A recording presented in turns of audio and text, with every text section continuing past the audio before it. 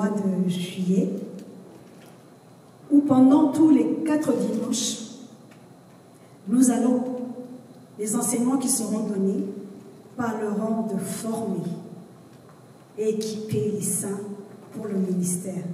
Amen. Le Seigneur est tellement bon qu'il nous précède. Merci, mon frère Jean-Marie, pour l'introduction de ta modération de ce matin. Tu as déjà établi, dressé la table. Amen. Par rapport à ce que je dois dire. Il n'y a que le Saint-Esprit qui nous amène à cela. Amen.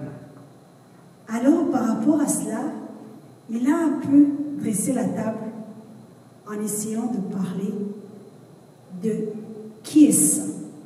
Parce que le thème est de former et d'équiper les disciples, d'équiper les saints. Et pour les équiper, il faut d'abord savoir qui est saint. Parce que dans le monde dans lequel nous sommes, on dit celui-là c'est un saint homme. Dans d'autres religions aussi, on parle des saints. Et même dans la religion chrétienne, il y a plusieurs dénominations. Et certaines dénominations font des cultes des saints.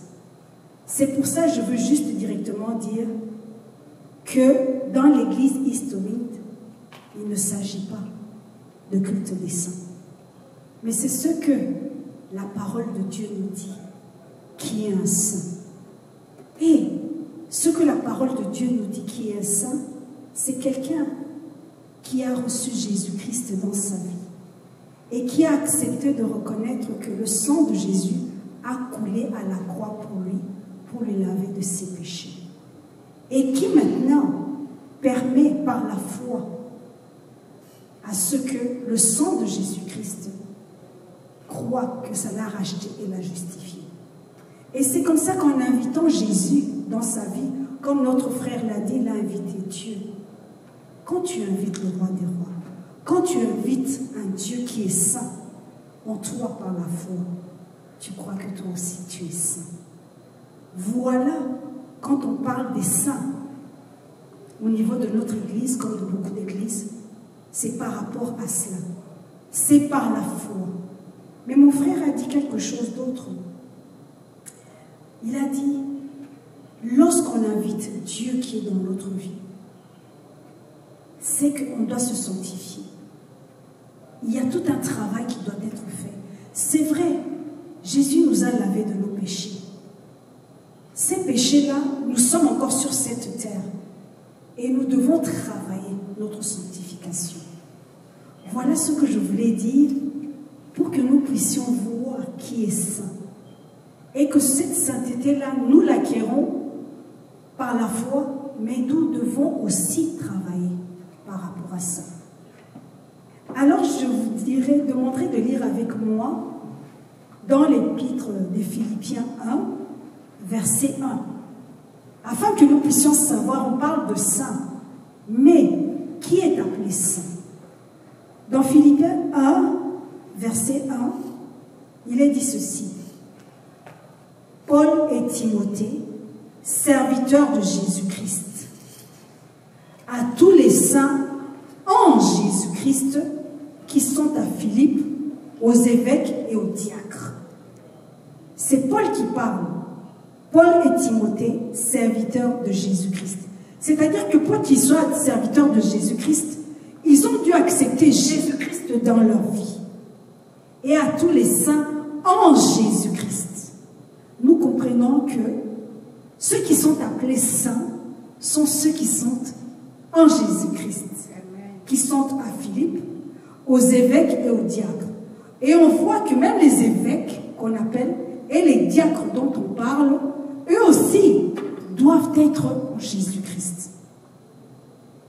Une autre épître, Colossiens 1, verset 2. Il est dit ceci. Colossiens 1, verset 2. Est-ce que vous y êtes? Aux saints et fidèles frères en Christ qui sont à Colosse. On parle encore en Christ. Que la grâce et la paix vous soient données de la part de notre Dieu, de notre de la part de Dieu notre Père. Alors ceux qui sont en Christ, c'est là où ils vont recevoir la grâce et la paix venant de notre Père. On voit comment est-ce qu'il nous est associé. Et rien de ce que nous parlons de ça en ce jour ne peut être en dehors de Christ, en dehors de l'œuvre de la croix. Vous et moi qui sommes aujourd'hui dans cette salle ou qui sont en ligne et qui nous appelons saints entre nous, il n'y a pas eu un saint qui est venu nous parler de l'œuvre de la croix. Et c'est comme ça que nous l'avons reçu. Et c'est comme ça que nous sommes aussi venus à devenir saints. Parce que quand on reçoit Jésus-Christ comme Seigneur et Sauveur, nous sommes maintenant rachetés, nous sommes dans une nouvelle alliance, nous sommes dans la vie de la famille de Dieu, nous sommes des enfants de Dieu et nous sommes le corps du Christ. C'est ça, être saint, reconnaître que j'ai reçu Jésus et que je deviens enfant de Dieu et que je suis dans la famille de Dieu. Ça, c'est quelque chose d'important que nous puissions comprendre pour commencer. Alors, nous avons cette identité en Christ, c'est-à-dire saint. Alors, nous devons travailler davantage à ressembler à Jésus-Christ, notre modèle. Voilà en introduction ce que je voulais dire lorsqu'on parle de ça. Le thème de ce jour nous dit encore être formé. Mais je voulais juste dire que, parce que nous nous disons saints, la parole de Dieu nous dit dans 1 Pierre 1,16, puisqu'il est écrit, vous serez saints, hein, car moi je suis saint. Jésus-Christ est encore en train de nous parler. C'est-à-dire que c'est une dynamique. Oui, j'ai reçu Jésus, je suis saint, donc c'est bon, et ainsi de suite. Il dit, vous serez saints. C'est un verbe peut-être que Jean-Marie peut nous dire. Vous serez saints. C'est comme si en anglais on dit present. Comment on appelle ça encore? Continue. C'est-à-dire que serez saints. C'est-à-dire c'est quelque chose de dynamique. Alors, essayons de continuer toujours à rester dans cette sainteté-là. Nous sommes saints, nous avons reçu Jésus, mais vous serez saints. C'est quelque chose aussi qui doit s'étendre dans le futur. Ça veut dire que si nous recevons Jésus-Christ comme Seigneur et Sauveur, continuons toujours à rechercher cette sainteté-là. Alors, poursuivre, vivre comme Jésus-Christ, en tant que saint, je pense que nous devons être membres d'une église locale, communément appelée une assemblée. Et on dit même l'assemblée des saints. Car lorsqu'on reçoit Jésus-Christ comme Seigneur et Sauveur, on peut se dire, oui, Jésus-Christ, je suis dans le corps du Christ, donc c'est l'église universelle. Alors je peux aller partout et recevoir Jésus-Christ. Même aujourd'hui, avec la technologie numérique, je peux suivre aussi des prédications en ligne, je peux suivre des enseignements en ligne. Je ne dis pas que c'est mal, mais on doit être dans une assemblée locale, une église locale. J'ai aimé maman, une fois tu nous as dit, oui, on peut suivre des enseignements en ligne, mais est-ce que le jour où on a une besoin de prière, c'est pas sur Internet qu'on va recevoir ça? Lorsqu'on a besoin, on est malade, on a besoin d'être visité, c'est pas en ligne qu'on viendra nous visiter. La parole de Dieu dit qu'il est bon pour des frères de demeurer ensemble. Alors, comment est-ce qu'on peut demeurer ensemble si on se dit non, non, non, non, non, moi j'aime pas ces histoires d'aller dans les églises et ainsi de suite. Je suis dans l'église universelle, donc je veux suivre les choses en ligne. Pour être formé, pour être équipé, on a besoin d'être dans une église locale.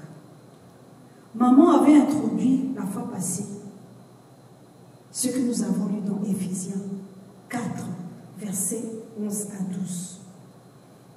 Il a donné les uns comme apôtres, les autres comme prophètes, les autres comme évangélistes, les autres comme pasteurs et docteurs, pour le perfectionnement des saints, en vue de l'œuvre du ministère et de l'édification du corps du Christ. Les 5 ministères dont on parle, ce sont des ministères locaux. On le trouve dans une église.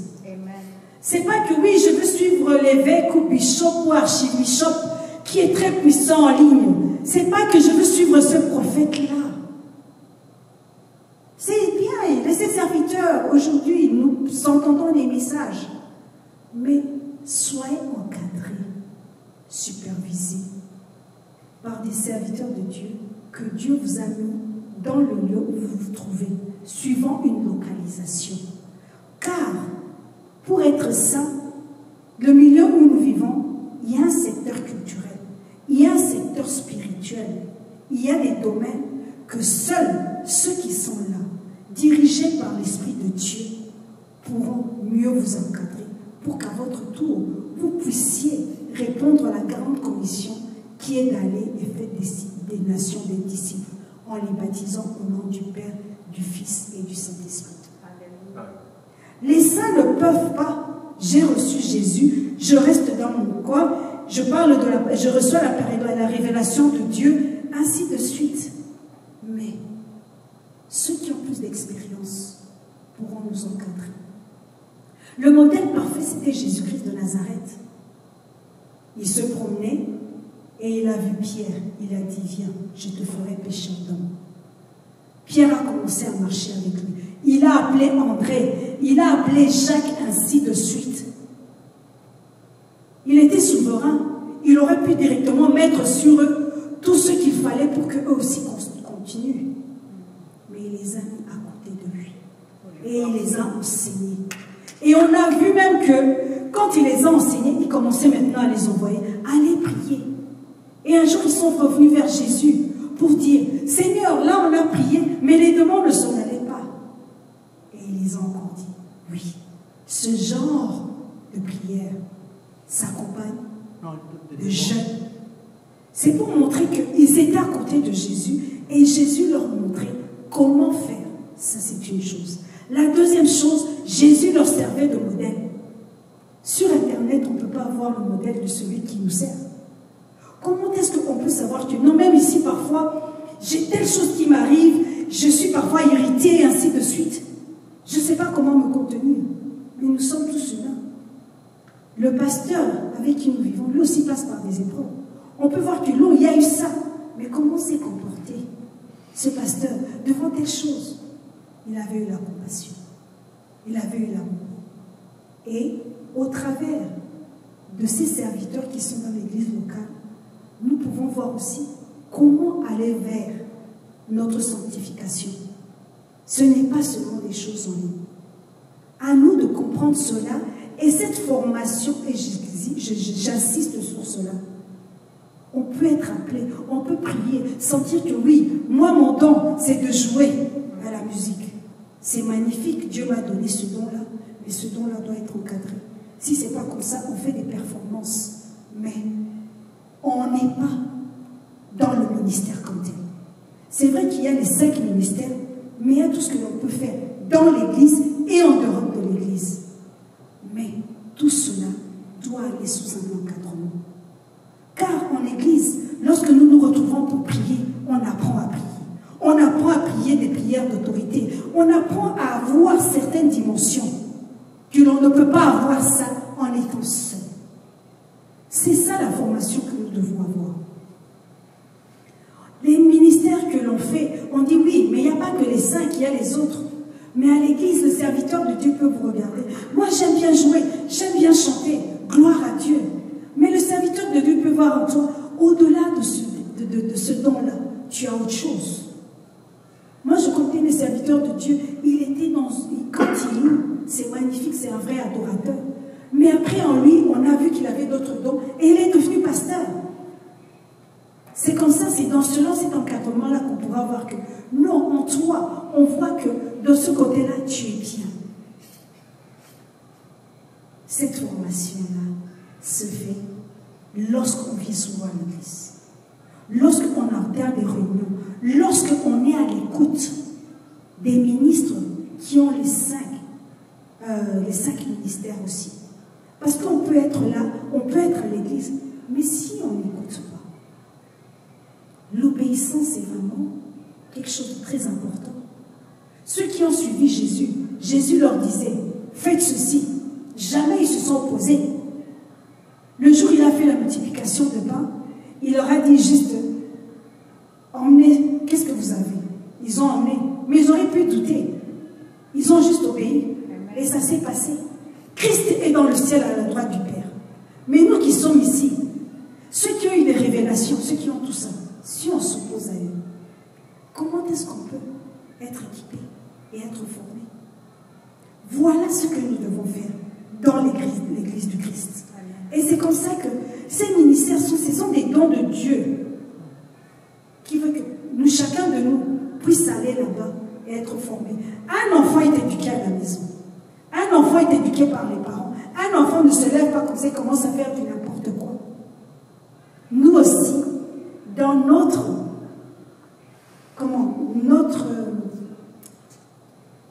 parcours vers Dieu, nous aussi, nous devons passer par des gens qui doivent nous éduquer. Et on doit avoir cette humilité-là. C'est vrai qu'on peut passer par des saisons, mais soyons au pied de ceux que Dieu veut nous mettre à côté pour être formés. Les apôtres, les disciples, ils étaient au pied de Jésus. Et il leur a dit après, à la Pentecôte, allez. Et il leur a donné des commissions pour faire cela. C'est vrai que tout cela doit se passer sous le contrôle, la direction du Saint-Esprit. Alors, c'est vrai, vous êtes là dans une église et ainsi de suite. Vous voulez servir Dieu parce que chacun de nous, Dieu nous a mis sur cette terre pour faire quelque chose pour sa mission.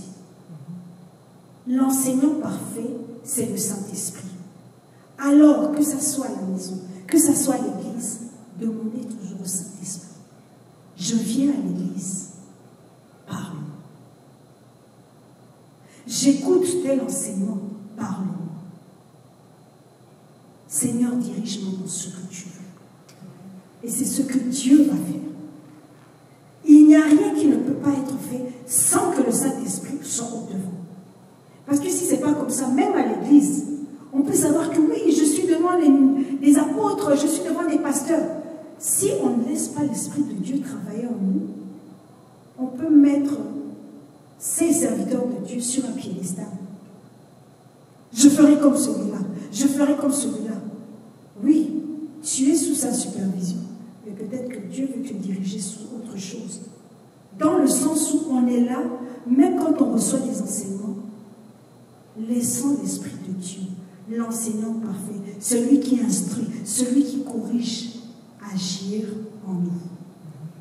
C'est ça pour que nous soyons formés pour le ministère. Et pour être formés pour le ministère, nous avons l'Esprit de Dieu qui agit en nous et l'encadrement sous lequel nous sommes.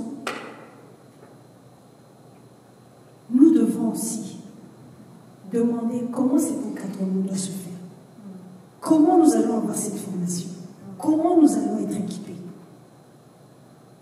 Lorsque nous allons recevoir, être formés et être équipés, tout d'abord, c'est pour nous.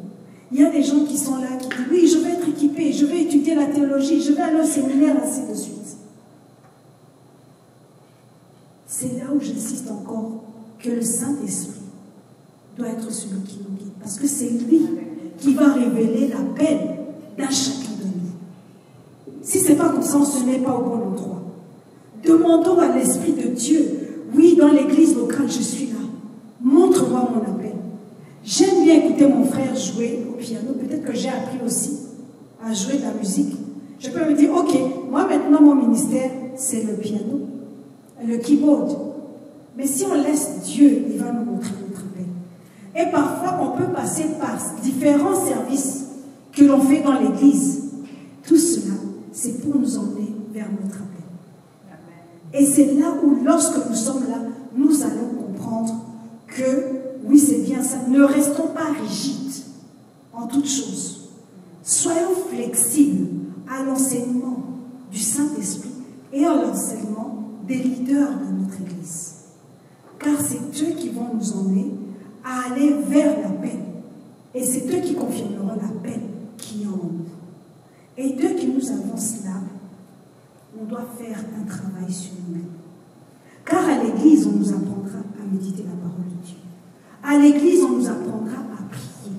À l'Église, on va nous donner des enseignements. Tout cela, c'est pour nous équiper. Mes frères et sœurs, ne croyez pas que quand on est à l'Église, j'entends tel enseignement. Ah, je crois que c'est pour le frère tel. En tout cas, ça me parle. Je vois ça en lui. Non, je pense que cet enseignement-ci, non, ça ne me concerne pas. La parole de Dieu ne sort jamais sans qu'il puisse avoir un impact. Amen. Si nous nous disons, toute parole qui sera sortie aujourd'hui, je recevrai ma part, je recevrai aussi ma part. Mais lorsqu'on regarde, là, ça ne parle pas de moi. On parle de l'orgueil. Je ne me sens pas orgueilleux. Ça doit être celui-là.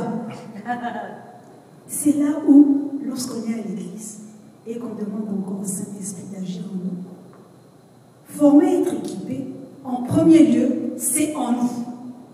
L'Esprit qui vient en nous va nous former au point où maintenant, nous allons commencer à voir le fruit qu'il y a en cela. La parole de Dieu est une sémence. Les enseignements que nous recevons est une sémence. Mettez une plante, une graine sous la terre, et quand c'est arrosé, donc nous sommes arrosés par notre Église, nous sommes arrosés par nos lectures, nous sommes arrosés par tout cela, ça va porter du fruit. Et on verra ça comme du temps de Jésus. Pierre était là, on a dit, c'est l'un d'eux. Comment est-ce qu'on l'a reconnu? Il était habillé. Ou parce que lorsque nous sommes formés, lorsque nous sommes équipés, nous avons la marque de Jésus-Christ. Nous avons la lumière de Dieu en nous. Vous pouvez ne juste pas parler. Encore l'Esprit de Dieu a parlé tout à l'heure par mon frère. Il disait que tu vas être quelque part, même à ton travail, directement on dit que non, il y a quelque chose en lui. On voit quelque chose en lui. Mon mari, si on a dit qu'à Tim Horton, on va le voir comme un PDG. Mais en toi, qui l'a vu ça? Si Dieu qui a mis cette marque-là, soit un PDG au nom de Jésus. D'abord PDG en Christ. Alléluia. Pardon, d'abord un PDG en Christ. C'est-à-dire le PDG qui vient avec la puissance de Dieu pour transformer les cœurs. Amen. Avant que ça soit sur la terre. Amen. Au nom de Jésus. Alors, vous voyez, donc, lorsqu'on est enseigné, parce que Jésus-Christ vit en nous, sa sainteté en nous, nous ne pouvons qu'avoir la marque de Dieu. Partout où on passe, même si vous ne faites rien, mais parce que la lumière de Dieu est en vous, vous attirez. Parce que la présence de Dieu est en vous, vous agissez avec puissance et autorité. Alléluia. Cette puissance, cette autorité, c'est au pied de la croix, avec Jésus-Christ, avec l'Esprit de Dieu et les serviteurs de Dieu qui prient en esprit et en vérité. Amen. Voilà la formation que nous devons avoir. Et autant nous avons reçu Jésus-Christ comme notre Seigneur et Sauveur, demandons, parce que l'Esprit de Dieu est un gentleman. Continuons à demander qu'il nous enseigne. Nous tendons vers l'éternité. Sur cette terre, nous avons la chair, il y a beaucoup de choses qui ne permettent pas ce que nous devenons saints comme ils sont saints. Mais chaque fois que nous soupirons, comme une biche soupire auprès du courant d'eau, nous soupirons pour la présence de Dieu, nous soupirons pour les dons de Dieu, nous soupirons. Alors là, il agit en nous, parce que nous serons tout près d'un courant d'eau comme un arbre. Notre arbre sera toujours vert et portera toujours des fruits. Et c'est vers là que nous devons voir ça. Ne pensons pas que non, non, non. Former, être équipé, c'est pour certaines personnes. Oui, il y a des appelés qui seront à l'église, il y a des appelés, mais quand on a reçu Jésus comme Seigneur et Sauveur, nous tous, nous sommes ses serviteurs. Et quand on dit serviteur, on parle de service. Père, Christ, mon service, je le fais. On ne doit pas être gêné. À l'école, tu peux faire le service. Juste tu aimes bien chanter. On te chante, tu as une aussi belle voix si attends. Tu commences à chanter et tout et tout. Je te dis que tes amis vont Dieu. Mais par tes chants, l'Esprit de Dieu va les toucher. Oh, je ne savais pas qu'à l'église, ce genre-là, quand tu chantes comme ça me fait du bien. Ça m'apporte la paix. Est-ce que je peux venir à l'église? Tu as fait ton service. Tu es parti vers les nations. Et c'est comme ça, le reste, c'est l'Esprit de Dieu qui agit. Partout où nous allons, comment est-ce que nous agissons? Le plus important, c'est aussi dans notre caractère. Dans notre caractère, nous venons comme nous sommes. Nous avons reçu, dès que nous sommes nés, il y a l'héritage là-dedans qui est en nous, qui fait que dans beaucoup de choses, c'est contraire à ce qui vient de l'esprit. Mais quand Dieu agit en nous et qu'on demande qu'il règne dans notre esprit, dans notre corps et dans notre âme, il commence même à nous transformer. On peut avoir été des personnes qui étaient très colériques, irritables. Lorsqu'on laisse l'Esprit de Dieu agir, on est transformé. Et les gens vont commencer à dire, mais je ne te comprends pas. Avant, tu n'étais pas comme ça. C'est parce que on a laissé l'Esprit de Dieu nous former et nous équiper. Et alors, nous pourrons aller et dire que nous sommes des messagers de paix. Et c'est là où on doit commencer dans ce que nous demandons, c'est que nous soyons formés, que l'Esprit de Dieu agisse dans notre caractère. C'est très important. Le caractère, ce n'est pas seulement ce qui est extérieur, mais ça commence d'abord en nous, dans notre âme, dans notre corps. C'est là où on a besoin. Parce que beaucoup de choses, l'expérience de la vie, nous a marqués dans beaucoup de choses. Par rapport à l'éducation familiale, par rapport à beaucoup de choses. Demandons que la lumière de Dieu vienne. Demandons que l'Esprit de Dieu vienne. Et c'est comme ça que, davantage, nous allons être des saints, comme la parole de Dieu nous le dit. Et on va marcher comme ça, et vous allez voir, je vous mets à l'épreuve aujourd'hui, comme Malachie a dit. Si vous continuez comme ça, partout où vous allez, quelqu'un va venir dire, peut-être je ne vous connais pas, mais il y a quelque chose en vous, dans votre manière de parler, même la manière de sourire. Il y a quelque chose que je vois en vous. C'est parce qu'on a laissé la plénitude de Dieu venir en nous. Et cette plénitude est venue former en nous la présence de Christ, le cachet de Christ. Pour cela, ce n'est pas facile. Alors, demandons tout le temps aussi que l'œuvre de la croix agisse en nous. Que l'œuvre de la croix continue à agir en nous. Parce que, Paul a même dit, nous faisons des choses contraires. La chair nous emmène à faire autre chose. Chaque fois, demandons que l'œuvre de la croix vienne.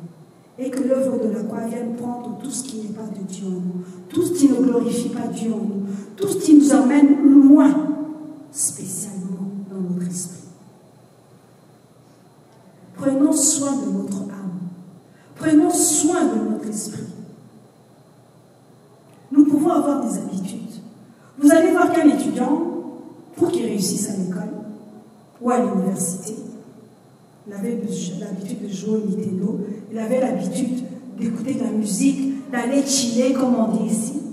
Mais il sait que si je dois réussir, et je sais que si je dois y réussir avec beaucoup de bons points, il y a des éléments que je dois enlever dans ma vie. Nous aussi, la même chose, dans notre marche. Pour être formés et équipés pour le ministère, il y a des choses qu'on doit enlever. Vous et moi demandons à Dieu, Seigneur, qu'est-ce que tu dois enlever en nous? Aide-moi à enlever ce qui n'est pas facile. Il y a de ces distractions-là, il y a de ces choses-là qui ne m'empêchent pas que dans mon esprit je sois sain pour que tu viennes prendre plus de place. Dans mon âme, mes émotions, ainsi de suite, qui m'empêchent ou des habitudes que j'ai tout autour de moi. Qu'est-ce que je lis? Qu'est-ce que je regarde? Qui je fréquente? Si on veut être vraiment aller vers cette sanctification, on doit avoir par rapport à tout ça en nous. Aujourd'hui, je reviens encore à quelque chose qui, on ne se rend pas compte, mais c'est une pandémie. C'est les réseaux sociaux et nos téléphones. On veut être sain, on veut être équipé.